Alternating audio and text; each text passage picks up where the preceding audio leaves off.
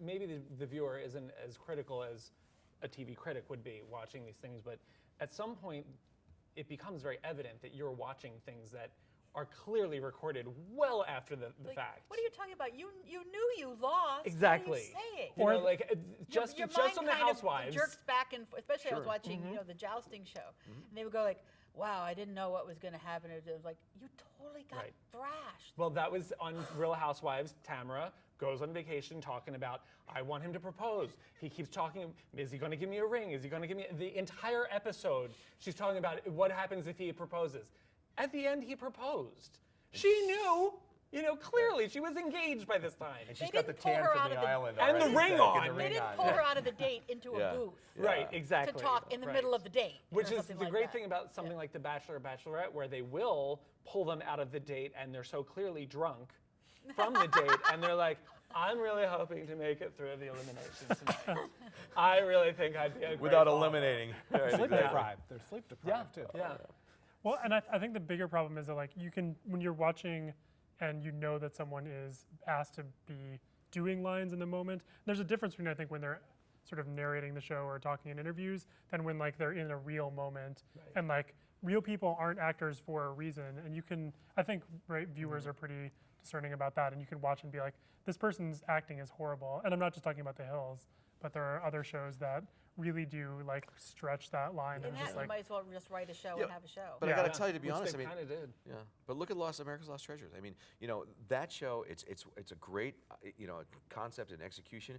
And the one wild card always is that pure, raw human being that walks in carrying something. Right. And, you know, it's the something that you're fascinated by, and you pray to God they can open their mouths and say something Well, cogent, or, you know. I it's like, wanted to ask you about that. After screening these episodes, you got really lucky that you got hyperverbal people in possession of very interesting artifacts. Well, see, and because exactly, if you'd gotten right. a dud who was like, yeah, I think I have Kennedy's skull, you couldn't use them. But I actually think that's just as interesting though, is like you have Kennedy's skull and you don't care. That's like, for me as a, the most as real a thing. viewer, you're super fascinating because you're like, what? Wake up, like I just want to shake you through my TV. Oh, look, honey, I can look right through it. It's like, oh, jeez.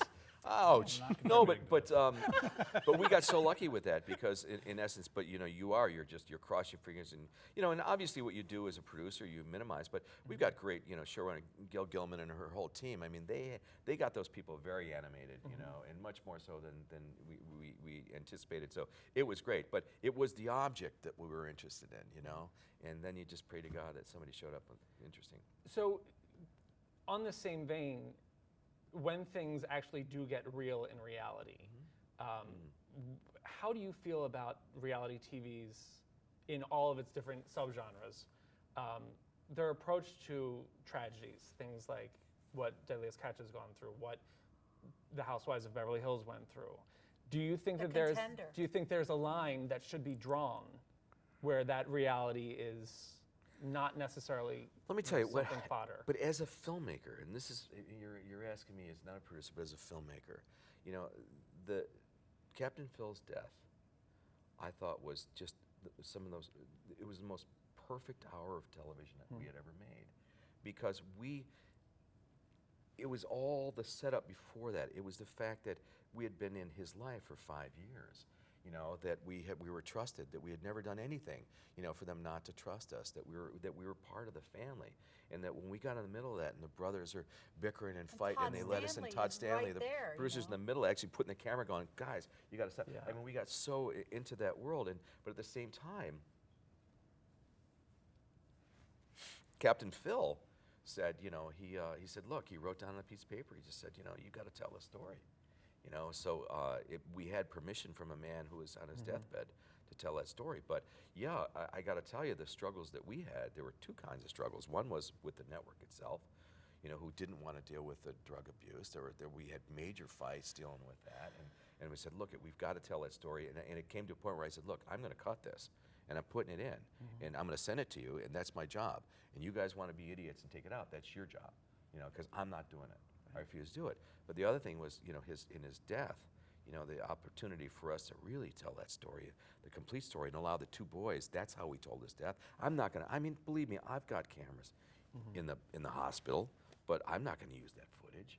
You know, I would never use that. But the point is that it unfolded, and I got to tell you, that was the toughest 4 weeks of our lives, because I mean, I could only screen about 2 minutes a day, and we'd walk out and go, I can't do this anymore. But so anyway, it was. But look, the line is drawn because you know and trust the subject, and if anybody's going to pander to that world, I mean, I don't think. I think that there's just a true taste and ethic involved, and that there are enough people with class that will never happen.